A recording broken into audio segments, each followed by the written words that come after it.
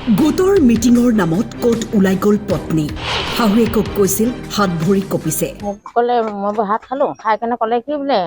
মই বোলো খাই লওঁ সেনেকৈ ক'লোঁ নাখাওঁ বোলে মই পিছত খাম মোৰ বোলে ভৰি হাতখিনি কঁপিছে বোলে আজি সেনেকৈ ক'লে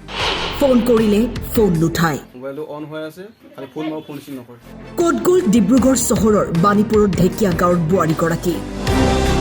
21 জানুৱাৰীৰ পৰা নিৰুদ্দেশ লোকেশ্যন ধৰা পৰিছিল যদিও পাছত মোবাইল ছুইচ অফ কৰি থয়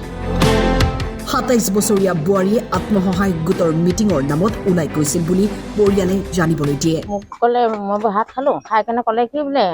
মই বোলো খাই লওঁ সেনেকৈ ক'লোঁ নাখাওঁ বোলে মই পিছত খাম মোৰ বোলে ভৰি হাতখিনি কঁপিছে বোলে আজি সেনেকৈ ক'লে আপুনি বোলে ল'ৰাজনী অকণমান আঁতৰাই নিব মই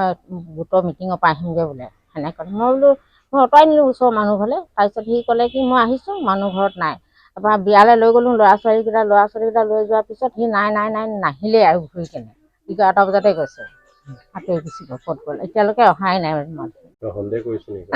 এনেই সন্দেহকেইটা ল'ৰাই কোৱা মতে আমিতো নেজানিছিলোঁ ল'ৰাই কি কৈছে ল'ৰাইহে জানিব সেইটো কাহিনী ছোৱালী বোৱাৰীৰ কথা আৰু ল'ৰাৰ কথা সিহঁতি দুটাহে জানিব কিবা কাজিয়া লাগিছে যদিও বা কিবা কৰিছে যদিও আমিতো এতিয়া একো কাজিয়াও লগা দেখা নাই হেৰি কৰে মই ভালকৈ আছোঁ ধুনীয়াকৈ কৰিছোঁ মানে এতিয়া ল'ৰাই কৈছে কি এনেকৈ বোলে এনেই সন্দেহ এটা হৈ আছে আৰু বোলে ওপৰত গাভৰু পথাৰ আৰক্ষী চকীত দাখিল কৰা হৈছিল এজাহাৰ মঙলবাৰে দিনৰ 11টা বজাত মোৰ পত্নী নিৰুদ্দেশ হৈ আছে তো পত্নীক বিচাৰি মই ঘৰৰ মানুহ ফোন চোন কৰিছোঁ ঘৰৰ মানুহ পোৱা নাই আৰু ঘৰৰ আমাৰ মাক কৈ গৈছে কি মোৰ গোটৰ মিটিং আছে গোটৰ মিটিং যাম বুলি কৈ ওলাই গৈছে তো গাভৰু থানাত মই 1000 দিছোঁ কিন্তু 1000 দিছোঁ তেওঁলোকে মোৰ 1000খন এতিয়ালৈকে কি একশ্যন আছে মই ক'ব পৰা নাই আৰু তেওঁলোকে